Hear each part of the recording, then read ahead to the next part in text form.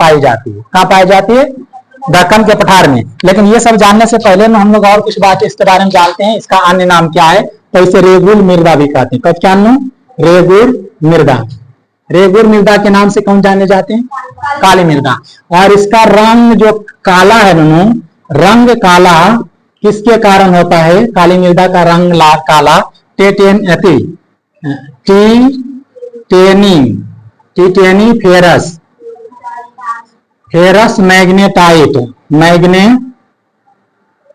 Magnetite के कारण, tetani ferrous magnetite के कारण इसका रंग क्या होती है? काला होती है। और इस मृदा में कपास की खेती ज्यादा सर्वाधिक मात्रा में किसकी खेती होती है? कपास की खेती। किसकी होती है? कपास। और कपास की खेती ज्यादा होती है, सर्वाधिक मात्रा में किसकी खेती होती है? कपास की खेती अधिक की जाती है। इसीलिए इस मृदा को काली कपासी क्या कहा जाता है? काली कपासी मृदा भी कहा जाता है। काली कपासी मृदा किसे कहा जाता है? ठीक। और इसमें जल ग्रहण करने की क्षमता ज्यादा होती है। जल ग्रहण करने की क्षमता क्या होती है? ज्यादा होती है। ठीक। और ज्यादा होने के कारण इसमें बिना जुताई के भी खेती की जा सकती है। मतलब बिना सिंचाई के भी क्या की जा सकती है? खेती की जा सकती है। तो इसे कहते हैं स्वतः जुताई वाली मृदा भी। स्वतः जुताई वाली मृदा भी कहते हैं। किस मृदा को? काली मृदा को। और देखा जाए तो काली मृदा किस चीज की खेती के लिए?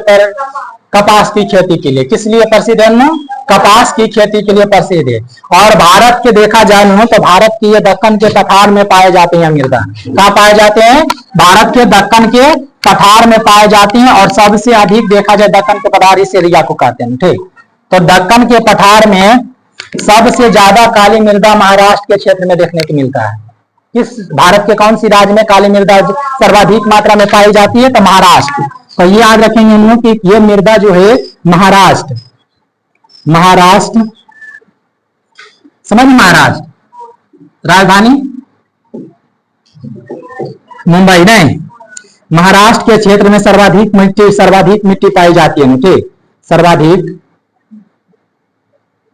मृदा पाया जाता है महाराष्ट्र के क्षेत्र में। ठीक। अब आगे देखेंगे यूरोप में देखा जाए इस मृदा को कहा जाता चेर। यूरोप में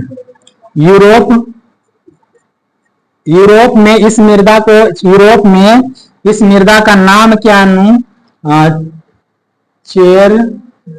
चेरनोजम के नाम से जाना जाता है। चेरनोजम किस नाम से जाना जाता है? यूरोप में चेरनोजम के नाम से जाना जाता है। ठीक। तो काली मृदा को किस नाम से जाना जाता है? रेगुर मृदा के नाम से जाना जाता है। इसका रंग काला किस लिए होता है? किसके कारण होता है? टिटेनी फेरस मैग्नेटाइट के कारण। और किसके लिए ज्यादा इसमें काली मृदा में किसकी खेती की जाती है? कपास की। इसीलिए इसे क्या कहा जाता है? काली कपासी मृदा भी। और इसमें जल धारण करने की क्षमता अधिक होती है। ठीक। तो इसीलिए इसे क्या कहा जाता है? स्वतः जुताई वाली मृदा भी कहा जाता है। और यह मृदा काली मृदा जो है सर्वाधिक किस क्षेत्र में पाया जाता है? महाराष्ट्र के क्षेत्र में देखने को मिलता है। किस क्षेत्र में? महाराष्ट्र क्षेत्र में इसका ज्यादा विस्तार है। और आगे देखा जाए तो इस मृदा को, काली मृदा को अगर जो बात करें उत्तर प्रदेश वाले लोग समझे, कहा के?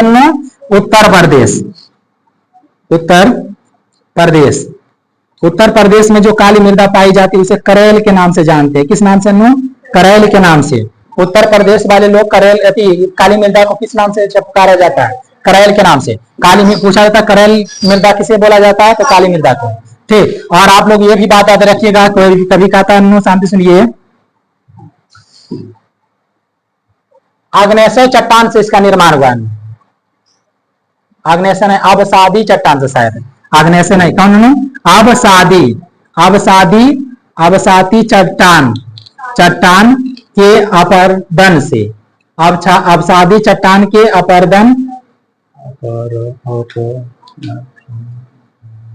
अपरदन से किस मिट्टी का निर्माण हुआ? काली मृदा का निर्माण हुआ। काली मृदा का निर्माण किस चट्टान के अपरदन से हुआ है? अपरदन आप लोग जानते होंगे। ठीक। तो काली मृदा का निर्माण किस चट्टान के अपरदन से हुआ है? अवसादी। अग्न्याशय नहीं, अवसादी। कौन सी? अवसादी। बात समझ रहे नहीं? अवसादी।